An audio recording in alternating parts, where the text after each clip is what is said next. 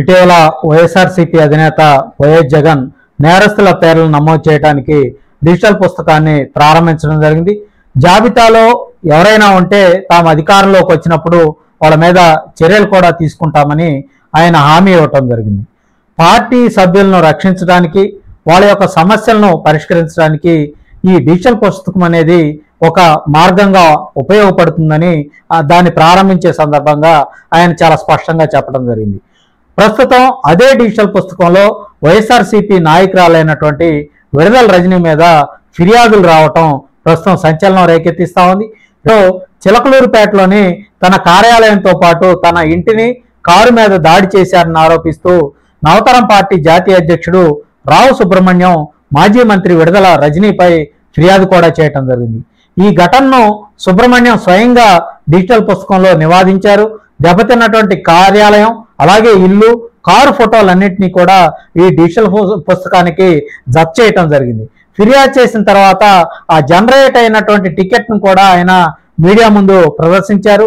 YSRCP cadre కూడా తమ ఫిర్యాదులను పరిష్కరించే వ్యవస్థగా ఈ డిజిటల్ పుస్తకం ఉపయోగపడుతుందని విశ్వసిస్తుందన్నటువంటి అభిప్రాయాన్ని కూడా ఆయన వ్యక్తం చేయటం జరిగింది. ఇందులో ట్విస్ట్ ఏంటంటే, గతంలో వైఎస్ఆర్సీపీ నాయకులు క్యాడర్తో కలిసి విడుదల రజనీ స్వయంగా చిలకలూరుపేటలో ఈ డిజిటల్ పుస్తకాన్ని ప్రారంభించడం జరిగింది. అదే డిజిటల్ పుస్తకంలో ఈ నవతరం పార్టీ అధ్యక్షుడిగా ఉన్నటువంటి రావు సుబ్రహ్మణ్యం ఫిర్యాదు చేయటం ఒక విశేషంగా చెప్పాలి. ఇది ప్రస్తుతం రాజకీయ వర్గాల్లో చర్చనీయాంశంగా మారింది. ఈ ఫిర్యాదు ప్రస్తుతం అయితే సోషల్ మీడియాలో పెద్ద ఎత్తున వైరల్ అవుతుంది. దీని మీద ఇప్పటి వరకు కూడా రజనీ ఇంకా స్పందించలేదు.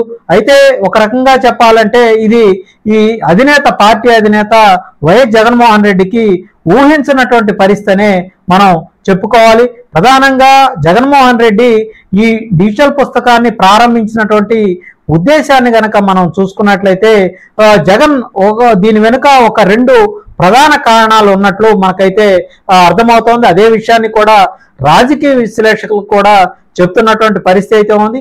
ఒకటి, క్యాడర్ని ప్రొటెక్ట్ చేసుకోవటం, అంటే సాధారణ కార్యకర్తలు వాళ్ళ యొక్క సమస్యలు, అలాగే వాళ్ళకు జరుగుతున్నటువంటి అన్యాయం, వీటికి సంబంధించినటువంటి పూర్తి స్థాయిలో టాప్ లెవెల్ లీడర్షిప్ దృష్టికి వీటన్నిటిని కూడా తీసుకెళ్ళటానికి ఈ డిజిటల్ పుస్తకం ఉపయోగపడుతుందన్న ఒకటి ప్రధాన ఉద్దేశం. రెండు, పార్టీ ఇమేజ్ని బిల్డ్ చేసుకోవటానికి, అంటే మా పార్టీ అందరి యొక్క అభిప్రాయాలు, వాళ్ళ యొక్క వివరాలు, వీటన్నిటిని కూడా పార్టీ వింటుంది, వాళ్ళకి న్యాయం చేస్తుంది అన్నటువంటి ఒక ఇమేజ్ని క్రియేట్ చేయడానికి ప్రధానంగా ఈ రెండు కారణాలతోటి జగన్మోహన్ రెడ్డి ఈ డిజిటల్ పుస్తకాన్ని ప్రారంభించి ఉండొచ్చని రాజకీయ విశ్లేషకులు భావిస్తా ఉన్నారు.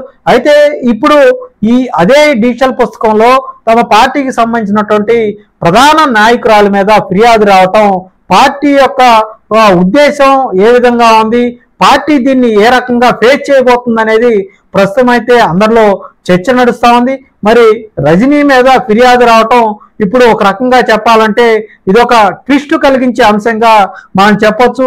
మరి ఏకంగా విడుదల రజనీయే ఈ చిలకలూరుపేట నియోజకవర్గంలో ఈ డిజిటల్ పుస్తకాన్ని ప్రారంభించటం, ఆ ప్రారంభించిన పుస్తకంలోనే తొలి ఫిర్యాదుగా రావు సుబ్రహ్మణ్యం విడుదల రజనీ మీద ఫిర్యాదు చేయటం జరగటం, ఇవన్నీ కూడా అసలు ఏం జరుగుతుందనేది ఒక చర్చనీయాంశంగా మారింది. అలాగే ఇది రెండు సంకేతాలను ఈ డిజిటల్ పుస్తకం ద్వారా ఈ ఫిర్యాదు అనేది సూచిస్తా ఉందనేది చెప్పొచ్చు. ఎందుకంటే ఈ సిస్టంలో ఎవరు కూడా అతీతులు కాదు, టాప్ లీడర్ల మీద కూడా కింది స్థాయి క్యాడర్ ఫిర్యాదు చేయొచ్చు అనేది ఒక రకంగా దీనికి సంబంధించి మనం చెప్పాలి. అలాగే ఈ డిజిటల్ పుస్తకం అనేది ఒక రకంగా అధికార కూటమి నేతలకు ఒక వెపన్ అవుతుందనేది కూడా చాలా స్పష్టంగా అర్థమవుతుంది. రేపటి నుంచి అధికార కూటమి నేతలు కూడా ఈ డిజిటల్ పుస్తకం మీద కామెంట్లు చేసే అవకాశం ఉంది. ఎందుకంటే రావు సుబ్రహ్మణ్యం ఇప్పుడు విడుదల రజనీ మీద ఫిర్యాదు చేయటం జరిగింది.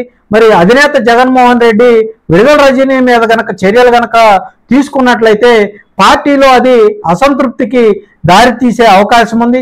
ఒకవేళ గనక విడుదల రజనీ మీద జగన్మోహన్ రెడ్డి ఫిర్యాదు గనక తీసుకొని పక్షంలో రాబోయే రోజుల్లో జగన్మోహన్ రెడ్డి పెట్టినటువంటి డిజిటల్ పుస్తకం పూర్తిగా ఫెయిల్యూర్ అయిపోయింది, ఇదొక గిమ్మిక్ అన్న అభిప్రాయాన్ని కూటమి పక్షాల నేతలు వాళ్ళంతా కూడా సోషల్ మీడియా వేదికగా అలాగే మీడియా వేదికగా విరుచుకుపడి జగన్మోహన్ రెడ్డి దీక్షల పుస్తకం అంతా హంబక్ అన్నటువంటి అభిప్రాయాన్ని ప్రజల్లోకి తీసుకువెళ్లే అవకాశం కూడా ఉంటుంది.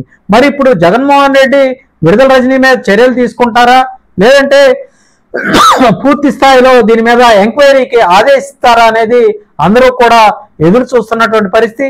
ఏదేమైనప్పటికీ కూడా ప్రస్తుతం వైసీపీ నేతల మీదే జగన్మోహన్ రెడ్డి ప్రారంభించినటువంటి డిజిటల్ పుస్తకంలో ఫిర్యాదులు రావటం అన్నది ప్రస్తుతం అయితే అందరిలో కూడా చర్చ జరుగుతున్నటువంటి పరిస్థితి అయితే ఉంది.